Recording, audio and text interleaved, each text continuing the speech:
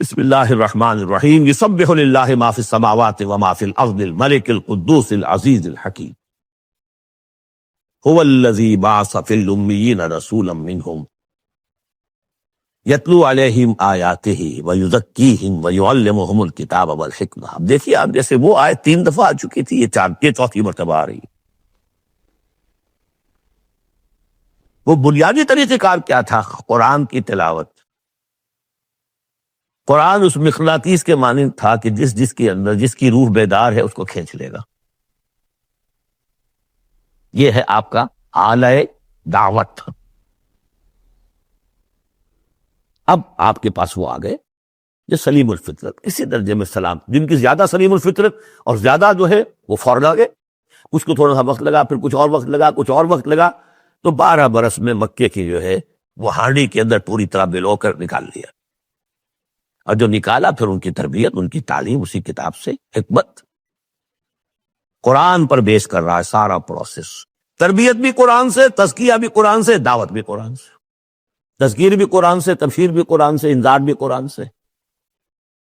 تذکیر، انذار، تبشیر، اس سے دعوت ہو گئی، اور شفاء لما فی الصدور، دل کے اندر کے جو روگ ہیں ان کا علاج۔ یہ دل کا روگ ہے کیا؟ دنیا کی محبت، اللہ علیہ وسلم، مال کی محبت اور آج کی محبت، سب کیا ہے؟ ہاتھی کے پاؤں میں سب کے پاؤں دنیا کی محبت۔ یہ قرآن نکال دیتا ہے۔ هو الذی بعث فی الامیین رسولا منہم، وہی ہے جس نے بھیجا، اٹھایا امیین میں سے ایک رسول، انہی میں سے۔ یتلو علیہم آیاتہ، ان کو پڑھ کر سناتا ہے اللہ کی آیات، یہ وہ مقناطیس۔ وَيُزَكِّيهِمْ وَيُعَلِّمُهُمُ الْكِتَابَ، وہ تزکیہ کر رہا ہے۔ تلاوت آیات کے ذریعے سے غلط نظریات ختم ہوئے، غلط نظریات ختم ہوئے۔ ان غلط نظریات پر جن ہمارے اعمال کی بنیاد تھی، ہر عمل کے پیچھے کوئی نظریہ ہے، کوئی ویلیو ہے جو آپ کے ذہن میں ہے، جس کے تحت آپ کوئی بھاگ دوڑ کر رہے ہیں، کوئی عمل کر رہے ہیں۔ وہ ویلیو غلط ہے تو عمل غلط ہوگا، ویلیو صحیح عمل صحیح ہوگا۔ قرآن نے ویلیو آپ کی صحیح کر دی، تو گویا کہ اب یہ برے اعمال، بری عادات، یہ جیسے پت جھڑ میں پتے جھڑ جاتے ہیں، خود ہی جھڑ جائیں گے، کیسے رہیں گے؟ اندر سے غذا ہی نہیں مل رہی، اندر تو جڑ ختم ہو گئی ان کی۔ یہ ہے تزکیہ۔ اور پھر تعلیم کتاب و حکمت، اب انہیں سکھاؤ، احکام دو، اور بڑی گہری بصیرت والی باتیں بھی سکھاؤ۔ وہ سب کے لیے نہیں ہے، اس کو وہ کہتے ہیں، جیسے کہ ہمارے ہاں عربی مدارس میں بھی اب ہے درس شعبہ تخصص، خارج التحصیل تو تم ہو گیا، اب تخصص کرو۔ یہ اصل میں تعلیم حکمت جو ہے، یہ محمد رسول اللہ کی تعلیم کا اور تربیت کا شعبہ تخصص ہے، یہ سب کے بس کا روگ نہیں۔ وَمَن يُؤْتَ الْحِكْمَةَ فَقَدْ أُوتِيَ خَيْرًا كَثِيرًا يُؤْتِي الْحِكْمَةَ مَن يَشَاءُ وَمَن يُؤْتَ الْحِكْمَةَ فَقَدْ أُوتِيَ خَيْرًا كَثِيرًا۔ یہ اللہ تعالیٰ کسی کسی کو صلاحیت دیتا ہے۔ وَإِن كَانُوا مِن قَبْلُ لَفِي ضَلَالٍ مُبِينٍ، اور یقیناً اس سے پہلے تو وہ کھلی گمراہی میں تھے۔ وَآخَرِينَ مِنْهُمْ، اور محمد کو بھیجا ہے اللہ نے صرف امیین کے لیے نہیں، اوروں کے لیے بھی جو ہے تو انہی میں سے پوٹینشلی، لَمَّا يَلْحَقُوا بِهِمْ، ابھی ان میں شامل نہیں ہوئے۔ حضور سے ان کے بارے میں پوچھا گیا، حضور نے مجلس میں بیٹھے ہوئے تھے، سلمان فارسی ان کے کندھے پر ہاتھ رکھا، فرمایا حکمت اگر سریا پر بھی ہوگی تو اس کی قوم کا کوئی شخص اسے لے آئے گا۔ اور کم سے کم یہ کہ تمام جو حنفی مسلمان علماء وہ سمجھتے ہیں کہ اس حضور کی حدیث کا مصداق امام ابو حنیفہ ہے رحمۃ اللہ علیہ۔ بہرحال اس میں کوئی شک نہیں کہ ایرانی قوم جو ہے بحیثیت مجموعی بہت ذہین، فتیم، فلاسفر ایک سے ایک بڑھ کر، متکلم سارے کے سارے ایرانی ہیں۔ یہ ساری چیزیں ان کے ہاں فلسفہ، منطق، دو چیزیں کی گھٹی میں 3 مراکز رہے ہیں دنیا میں فلسفہ اور منطق کے، ہندوستان، ایران، یونان، ٹھیک ہے۔ نمبر 2 پہ جرمنی آ جائے گا، اس لیے کہ وہ بھی ایرینز ہیں۔ یہ ایرینز ہیں، یہ حام کی نسل ہے میری تحقیق کے مطابق۔ اللہ تعالیٰ نے سام کی نسل کو چن لیا نبوت کے لیے، حام کی نسل کو چن لیا حکمت کے۔ وآخرین منہم لما یلحقوا بہم، میرے نزدیک اس آیت کی صحیح تعبیر کیا ہے کہ ایک نیوکلیس، جیسے کہ اسٹرکچر آف ایٹم ہے، ایک نیوکلیس ہے، اس میں پروٹونز ہوتے ہیں، اور بھی بڑی بلائیں ہوتی ہیں، اب تو ایک سے ایک نکلی آ رہی ہیں۔ جب ہم نے فزکس پڑھی تھی تب یہ تھا کہ ایک نیوکلیس ہے، اس میں پروٹونز ہیں، پازیٹیو چارج ہے، اور پھر یہ ادھر جو ہے وہ اب جو الیکٹرانز چل رہے ہیں دائرے میں، بڑا ایٹم جو ہے وہ بہت سے دائروں میں۔ تو نیوکلیس اس امت کا امیین، بنو اسماعیل، اور ان کے تابع اہل عرب مشرکین، یہ نیوکلیس۔ پھر سب سے پہلے ایرانی آ گئے، پہلا جو ہے الیکٹران ایرانیوں کا ہے۔ پھر رومی آ گئے، کچھ آ گئے ادھر سے، کچھ قبطی آ گئے ایجپشنس، ادھر سے آگے آپ بڑھے تو ہندی آ گئے، سندھی آ گئے، پہلے سندھی آئے پھر ہندی آئے، یہ سب ہیں اب مختلف دائرے، یہ بڑھتا جا رہا ہے۔ لیکن نیوکلیس امیین اور باقی سب آخرین۔ امیین میں سے چونکہ خود حضور تھے لہذا ان پر اتمام حجت آخری درجے میں ہو گئی، لہذا ان کے لیے کوئی رعایت نہیں تھی، اگر ایمان نہیں لائیں گے تو قتل کر دیے جائے۔ یہ سورہ توبہ میں ہم پڑھ چکے ہیں۔ آخرین کے لیے رعایت یہ ہے کہ چاہے تو اسلام لائیں چاہے تو نہ لائیں، یہودی رہیں، عیسائی رہیں، کوئی رہیں، مجوسی رہیں، ہندو رہیں، سکھ رہیں، پارسی رہیں، جو چاہے رہیں، لیکن نظام اسلام کا ہوگا، غلبہ اللہ کا ہوگا، دین ہم قائم کریں گے۔ تم رہو اپنے طور پر، جو ہندو رہو، جو چاہو رہو۔ وآخرین منہم لما یلحقوا بہم وہو العزیز الحکیم، اور وہ عزیز ہے اور حکیم ہے۔ ذالک فضل اللہ یؤتیہ من یشاء، یہ اللہ کا فضل ہے، وہ دیتا ہے جسے چاہتا ہے، اللہ کا فضل ہے۔ اس فضل کے بڑے درجے ہیں۔ سورہ بنی اسرائیل میں آیت پڑھی، ان فضلہ کان علیک کبیرا، حضور سے خطاب ہے، سب سے بڑا فضل، سب سے بڑا فضل، سب سے بڑا فضل اس پوری کائنات میں محمد رسول اللہ پر ہو۔ اگرچہ ان کا فضل کس طور سے ہوا ہے وہ آپ دیکھ لیجئے، ماریں پڑی ہیں، پتھراؤ ہوا ہے، خون کے دھارے چھوٹے ہیں۔ اللہ کا فضل جو ہے دنیا میں وہ ناز و نام نہیں ہے، عیش نہیں ہے، آرام نہیں ہے۔ جس میں سب سے بڑا فضل تھا اسے یتیم پیدا کیا، پوستھیومس، پیدا بھی ہوا باپ کے فوت ہونے کے بعد، بالکل مفلس قلاش۔ وہ تو مادائی حلیمہ کو کوئی اور بچہ ملا نہیں تھا تو قرۂ فال بنا میں من دیوانہ زدن ہو گیا معاملہ، ورنہ لوگ جاتے تھے، اچھے کھاتے پیتے گھرانوں کے بچے لیتے تھے، یتیم کو کون لے جائے گا؟ یہ وہ یتیم پھر کیا بنا، در یتیم۔ وَوَجَدَكَ ضَالًّا فَهَدَىٰ وَوَجَدَكَ عَائِلًا فَأَغْنَىٰ أَلَمْ يَجِدْكَ يَتِيمًا فَآوَىٰ۔ پھر جو کچھ ہوا ہے سخت، آپ کا جو نوجوانی کا دور ہے، سخت مشقت مزدوری۔ آپ کہتے ہیں میں قریش کی بھیڑیں بکریاں چند ٹکوں کی مزدوری پر چلایا کرتا تھا، قراریت، درہم و دینار نہیں، قرادیت، ٹکے، پیسے۔ بہرحال یہ دنیا کا معاملہ۔ اور فرمایا وآخرین منہم لما یلحقوا بہم وہو العزیز الحکیم، ذالک فضل اللہ، یہ میں بیان کر رہا تھا، فضل کبیر بلکہ فضل اکبر تو ہوا حضور پر۔ پھر جو بھی محمد کے دامن سے وابستہ ہو گیا، بہت بڑا فضل ہے۔ چاہے اللہ نے ہمیں پیدائشی طور پر یہ فضل دے دیا ہے، ہم اس فضیلت کا قدر نہ کریں اور وہ پھر راندہ درگاہ حق ہو جائے، وہ دوسری بات ہے، اللہ نے تو دیا۔ بل اللہ یمن علیکم ان ہداکم للایمان، تمہیں اس راستے پر ڈال دیا ہے اللہ کے بندو، تمہیں پیدا کیا وہاں جا، تم نے پیدا ہوتے کال میں اذان سنی ہے اور دوسرے کال میں اقامت سنی ہے، اس سے بڑا فضل کیا ہوگا؟ لیکن تم نے اس کی ناقدری کی تو یہ دوسرا بات ہے۔ ذالک فضل اللہ یؤتیہ من یشاء واللہ ذو الفضل العظیم، اللہ بڑے فضل والا ہے۔ لیکن یہ کہ اب یہ جو پروسیس تھا، جو محمد رسول اللہ کا اعلی انقلاب تھا، قرآن، اب محمد تو جا رہے ہیں صلی اللہ علیہ وسلم، یہ پروسیس آگے کون جاری رکھے گا؟ نبی تو کوئی آ رہا نہیں۔ لہذا حضور نے کہا خطبہ حجۃ الوداع میں، قد ترکت فیکم ما ان تمسکتم بہ او اعتصمتم بہ لن تضلوا ابدا کتاب اللہ، میں چھوڑ کر جا رہا ہوں، یہ محمد کے قائم مقام ہے، یہ قرآن، یہ عصائے موسیٰ سے 100 گنا بڑا معجزہ ہے۔ عصائے موسیٰ صرف موسیٰ کے ہاتھ میں تھا تو معجزہ تھا، بعد میں تو وہ لٹھیا کی لٹھیا ہے، اور کیا ہے، پڑا ہوگا کسی ٹرنک کے اندر، شاید ہو اب بھی، جیسے کہ کہتے ہیں یہودی ہے لاٹھی ہے، اب وہ سانپ تو نہیں بنے گا کسی کے لیے۔ یہ معجزہ ہے جو ہر ایک کے ہاتھ میں آ سکتا ہے،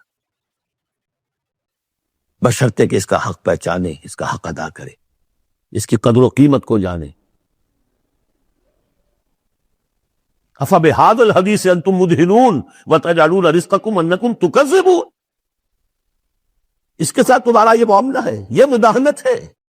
دنیا بھر کی زبانیں سیکھ لو، دنیا بھر کے علوم سیکھ لو، اتنی عربی نہیں کہ قرآن مجید کو براہ راست سمجھ سکو.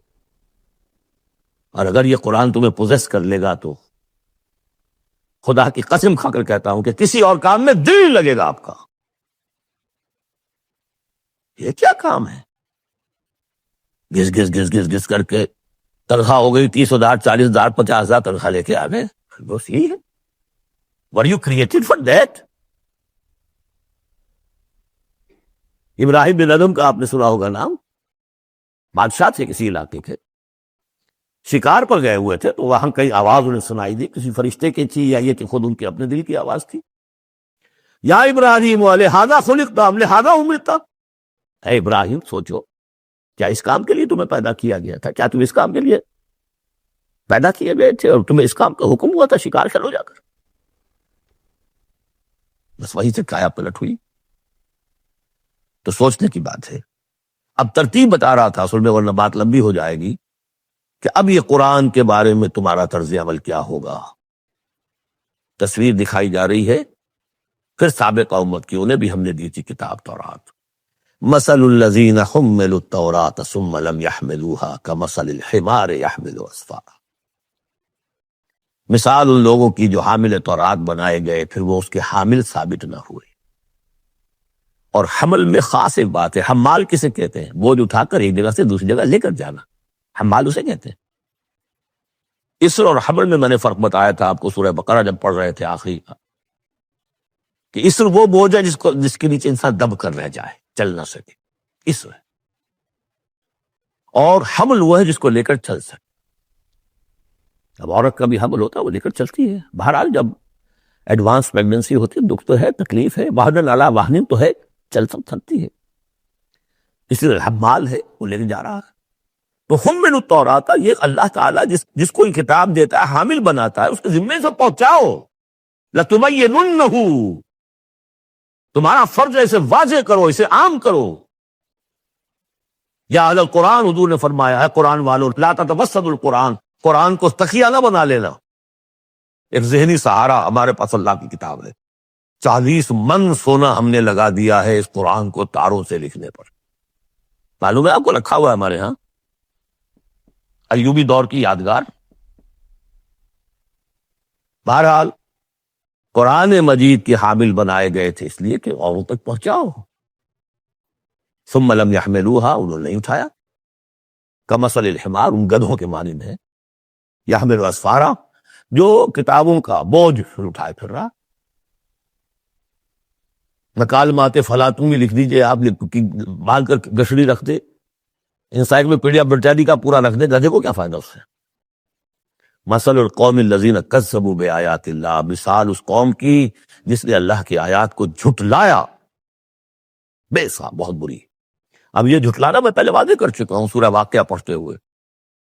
یہ جھٹلانا ہے، یہ ہمارا قرآن کو جھٹلا رہے ہم اپنے عمل سے.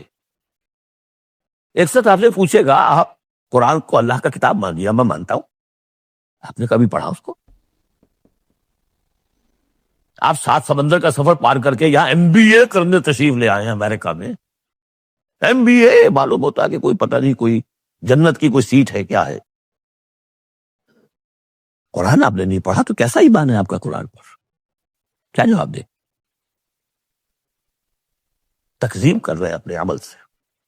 بئس مثل القوم الذین کذبوا بآیات اللہ واللہ لا یہدی القوم الظالمین. اللہ ایسے ظالموں کو زبردستی تو ہدایت نہیں دیتا.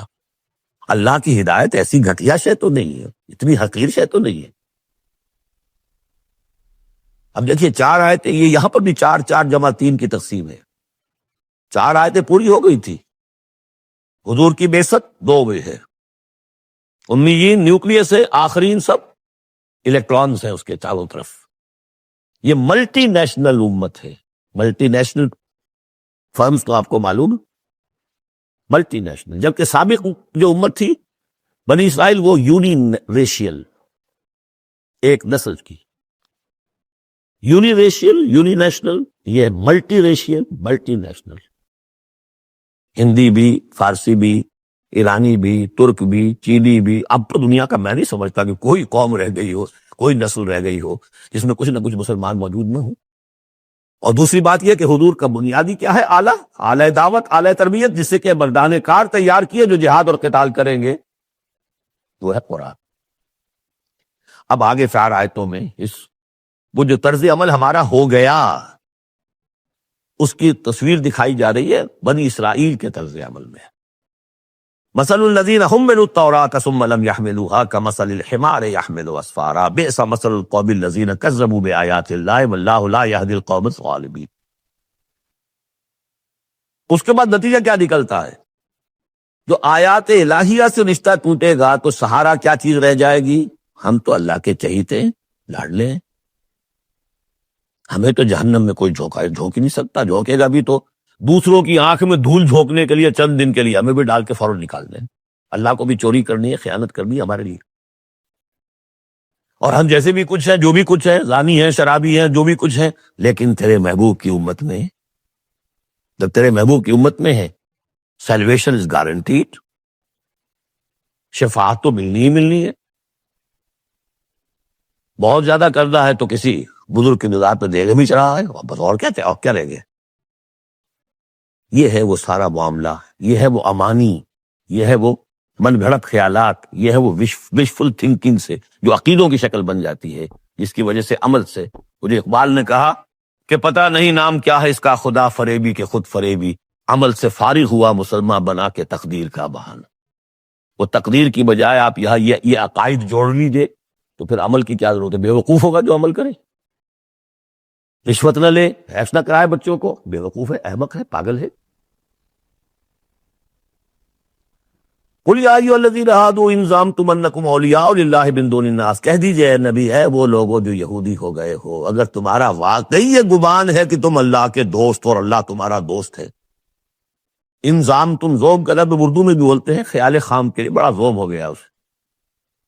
ان زعمتم، اگر تمہیں یہ خیال خام لاحق ہو گیا ہے، انکم اولیاء للہ من دون الناس فتمنوا الموت ان کنتم صادقین، یہ سورہ بقرہ میں آ چکا مضمون. اگر ایسے واقعی خیال ہے تو تمہیں موت کی تمنا کرنی چاہیے. دوست سے ملنے کی آرزو ہوتی ہے یا ہجر کی؟ وصال چاہیے یا ہجر چاہیے؟ ولا يتمنونه ابدا بما قدمت ایدیہم، یہ ہرگز تمنا نہیں کر سکتے موت کی. کیوں؟ بسبب اس کے جو ان کے ہاتھ آگے بھیج چکے ہیں، انہیں معلوم ہے ہم نے کیا کرتوت آگے بھیجے. بل الانسان علی نفسہ بصیرہ، انسان کو خود معلوم ہے کہ میں کیا کچھ بھیج چکا ہوں، کیا کیا کمائیاں کی ہیں، کیا کیا حرام خوریاں کی ہیں. وہ سارے کے سارے جو ہے وہ تو آگے بھیجے ہوئے ہیں. واللہ علیم بالظالمین، اللہ ان ظالموں سے خوب واقف ہے. قل، اے نبی ان سے کہہ دیجئے، ان الموت الذی تفرون منہ فانہ ملاقیکم، وہ موت جس سے تم بھاگتے ہو وہ تم سے ملاقات خود فرما لے گی. تم بھاگتے رہو، انہ ملاقیکم، وہ آن کھڑی ہوگی سامنے. ثم تردون الی عالم الغیب والشہادہ، پھر تمہیں لوٹا دیا جائے گا اس ہستی کی طرف جو غیب اور شہادہ سب کا جاننے والا، جو تمہارے سامنے ہے اس کا بھی، جو تمہارے پیچھے اس کا بھی، جو بحیثیت نوع انسانی تمہارے لیے کھول دیا گیا اس کا بھی، اور جو تمہارے سے غیب میں رکھ دیا گیا اس کا بھی. فَيُنَبِّئُكُم بِمَا كُنتُمْ تَعْمَلُونَ، پھر وہ تمہیں جتلا دے گا جو کچھ تم کرتے رہے تھے. یہ دوسرا حصہ ہو گیا 4 آیات. گویا کہ جو کتاب محمد رسول اللہ دے کر گئے ہیں، قد ترکتم، اور جس کے لیے حکم دے کر گئے تھے کہ اب تمہارے ذمے ہے، میرے کندھے پر سے یہ بوجھ اتر کر تمہارے کندھوں پر آ گیا. الا هل بلغت انا نشهد انك قد بلغت واديت ونصحت، انا نشهد انك قد بلغت الرسالة واديت الامانة وكشفت الغمة. یہ تو گواہیاں لی ہیں. اس کے بعد اللہم اشہد، اللہم اشہد، اللہ تو بھی گواہ رہے، یہ مان رہے. اور پھر فَلْيُبَلِّغِ الشَّاهِدُ الْغَائِبَ، ایک سائی آف ریلیف، میرے کندھے پر جو بوجھ تھا، اِنَّا سَنُلْقِي عَلَيْكَ قَوْلًا ثَقِيلًا، آج وہ بوجھ میرے کندھے سے اتر گیا، لیکن تمہارے کندھوں پر مجھے تو صرف امیین تک یہ فرض براہ راست انجام دینا تھا، تمہیں پوری نوع انسانی تک انجام دینا ہے، ہیوی برڈن۔ اس کے لیے یہ ہے دوسرا حصہ 4 آیات کا۔ اب تیسرے حصے میں اس قرآن کی تعلیم عام، تعلیم بالغان کا جو ایک نظام قائم کیا گیا اس کا ذکر ہے۔ جمعہ کیا ہے اصل میں؟ اب رہ گئی رسم ادا، روح بلالی نہ رہی، فلسفہ رہ گیا، تلقین غزالی نہ رہی۔ یہ جمعہ کیا ہے؟ یہ حزب اللہ کا ہفتے وار اجتماع ہے۔ کمیونسٹوں کو بھی ایجاد کرنے پڑے تھے ہفتے وار اجتماع، ہفتے وار اجتماع، اسٹڈی سرکلز۔ اس لیے کہ انقلابی کارکن کے ذہن میں جب تک اس کا نظریہ تازہ نہ رہے وہ قربانی کیسے دے گا؟ قربانی تو ہر لحظہ آئے گی، ہر آن آئے گی، قدم قدم پر آئے گی۔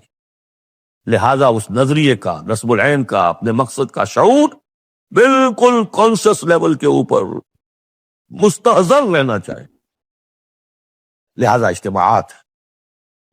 اب ظہر کی نماز کے بجائے جمعہ، وہاں 4 فرض یا 2 کر دیے، 2 کی جگہ خطبہ۔ خطبہ کس لیے؟ تعلیم قرآن، تعلیم بالغان۔ ظاہر ہے وہاں کالجز نہیں تھے، کتابیں نہیں تھی، پریس نہیں تھے، چھاپے خانے نہیں تھے، آڈیوز نہیں تھے، ویڈیوز نہیں تھے، کچھ بھی تو نہیں تھا، لیکن ایک نظام ہے۔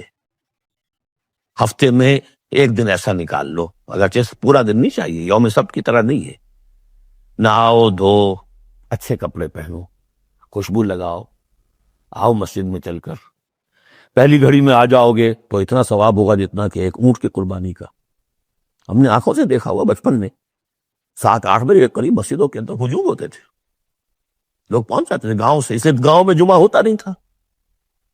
اب تو ایک خاص مسلک ہمارے ہاں جو آیا، انہوں 4 آدمیوں پہ بھی جمعہ کھڑا کر دیا، تو اب خام خواہ کو جائے گا کوئی آدمی شہر کے اندر؟ پہلے تو یہ تھا کہ جو مصر جامع نہ ہو، جو ایک شہر نہ ہو جس کے اندر کہ کوئی حکومت کا ایک بڑا افسر نہ رہتا ہو، اس کے بغیر جمعہ نہیں ہوتا۔ پر ان مسئلوں کو چھوڑ دیجئے، آئیے جمع ہوئیے، کوئی نائب رسول منبر رسول پر کھڑے ہو کر وہی عمل کرے، یتلو علیہم آیاتہ ویزکیہم ویعلمہم الکتاب والحکمہ، تاکہ یہ پروسیس اب ابدی ہو جائے امت کے اندر۔ اس لیے جمعے کی یہ اہمیت ہے کہ فرمایا گیا کہ 3 جمعے بھی چھوڑ دو گے بغیر عذر کے، لَيَخْتِمَنَّ اللَّهُ عَلَىٰ قَلْبِهِ، اس شخص سے، ایسے شخص کے دل کے اوپر اللہ تعالیٰ مہر کر دیتا ہے۔